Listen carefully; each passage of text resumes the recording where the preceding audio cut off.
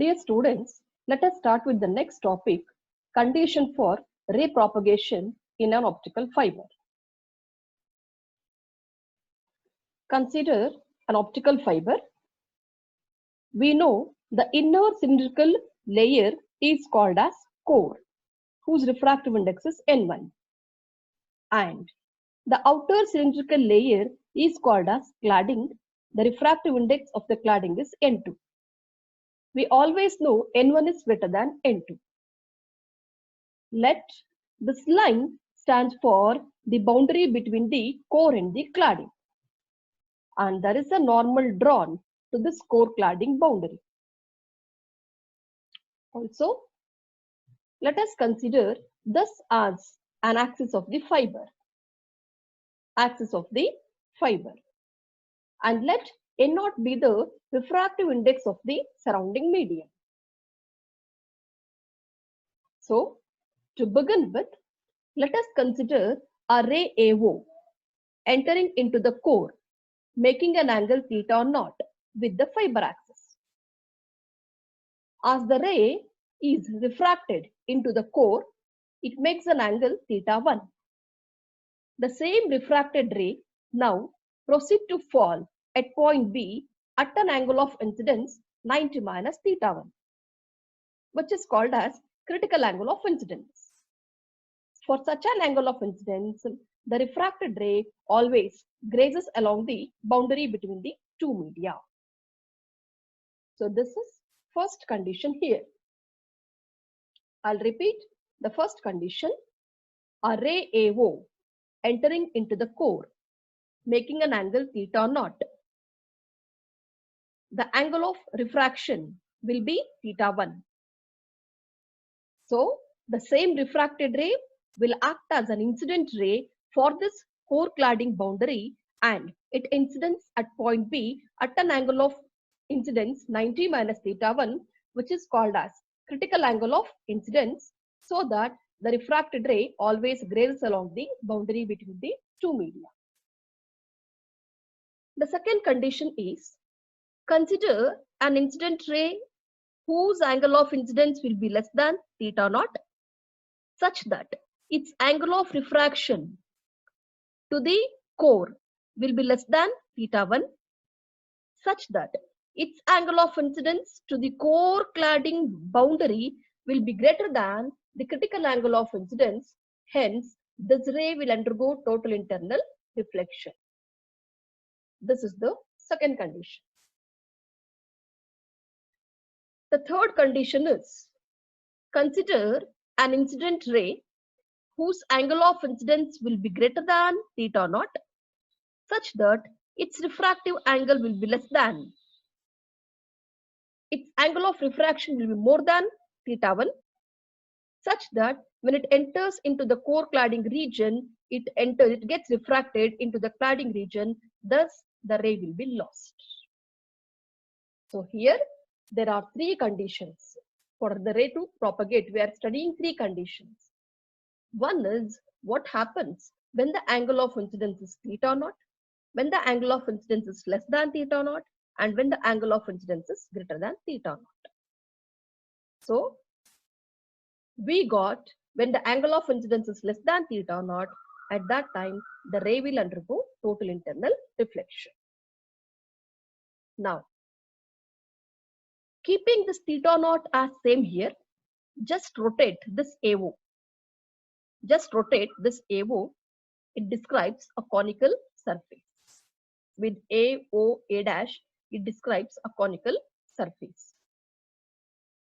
Now, what I hear, theta naught is called as waveguide acceptance angle, or it is half cone acceptance angle. Same theta naught will come here also. What I explained for this half theta naught, we can also have the same explanation for this half cone theta naught also. So only those light rays which are funneled through this cone, they will undergo total internal reflection. Theta naught is called as waveguide acceptance angle or the half cone acceptance angle. Sin theta naught is called as numerical aperture of the fiber. What do you mean by numerical aperture? It is the light gathering capacity of an optical fiber. The light gathering capacity of an optical fiber is known as numerical aperture, given by the formula sin theta naught. Now let us find the condition for ray propagation and also the expression for the numerical aperture in terms of refractive index of core and cladding. Let N0, N1, N2 be the refractive indices of the surrounding medium, core and the cladding. Here, 2 times refraction will take place. One is at point O and this at point B. Let us write the Snell's law at point O and Snell's law at point B for refraction. So, at point O, from Snell's law, we can write for the refraction N0 sin theta naught is equal to N1 sin theta 1. Theta naught is the angle of incidence, theta 1 will be the angle of refraction at point O. At point B, for refraction, we can write from the Snell's law N1 sin 90 minus theta 1 is equal to N2 sin 90. Sin 90 minus theta 1 can be written as cos theta 1. Sin 90 is 1. Therefore, it is only N2. So, rearranging this, cos theta 1 is equal to N2 by N1. Now, the equation 1 can also be written as sin theta naught is equal to N1 by N naught into sin theta 1. In the place of sin theta 1, I can also write it as square root of 1 minus cos square theta 1 from the trigonometry. Now, in the place of cos theta 1, I can substitute it as N2 by N1. So, I'll get N1 by N0 is equal to square root of 1 minus N2 by N1 whole square. Just simplify this. 1 minus N2 square by N1 square. That means N1 square minus N2 square by N1 square under root. Here N1 square is under root. If you remove from the root, it becomes only N1.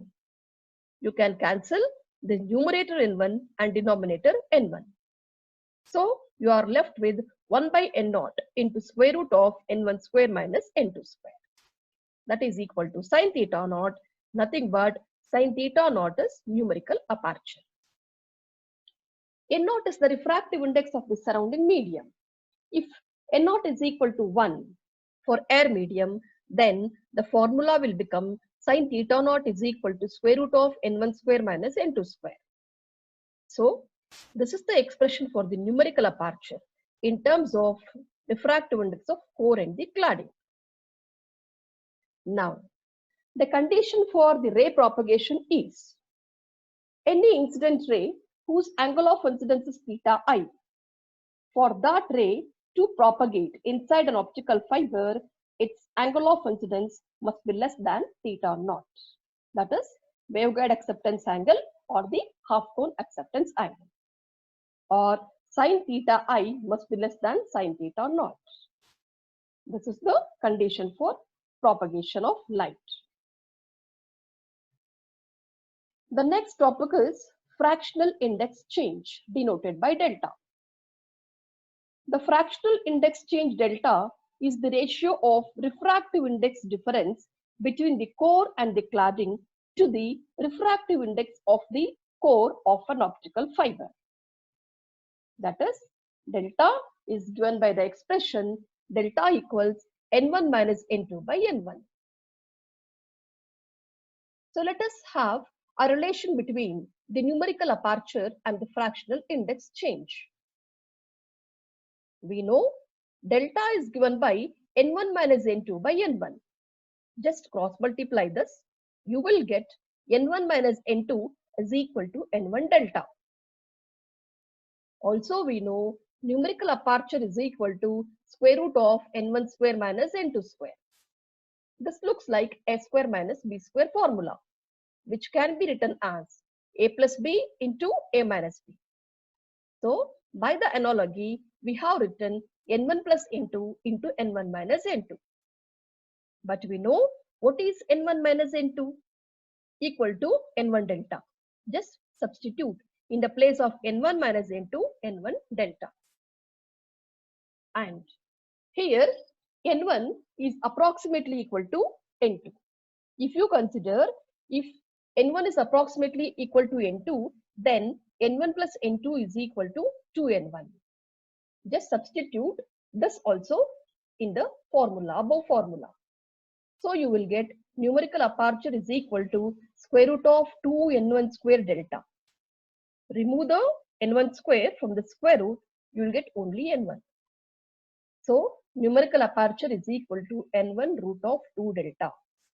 This is the relation between numerical aperture and the fractional index change. The next topic is V number. V number in an optical fiber, the light propagation mode is very important. The number of light rays or the modes of light supported for the light propagation in an optical fiber is known as V number. V number is given by the formula V is equal to pi d by lambda root of n1 square minus n2 square. Means the light rays, it depends upon the following factors. It depends upon the diameter of the core, wavelength of light used, refractive index of core and the cladding. Since we know root of n1 square minus n2 square is numerical aperture, you can replace it by V is equal to pi d by lambda into numerical aperture. In case if the fiber is surrounded in a medium of refractive index n0, the formula will be V is equal to pi into d by lambda 1 by n0 into root of n1 square minus n2 square. For V very much greater than 1, the number of modes formula will be V square by 2. So let us continue the next topic in the next part.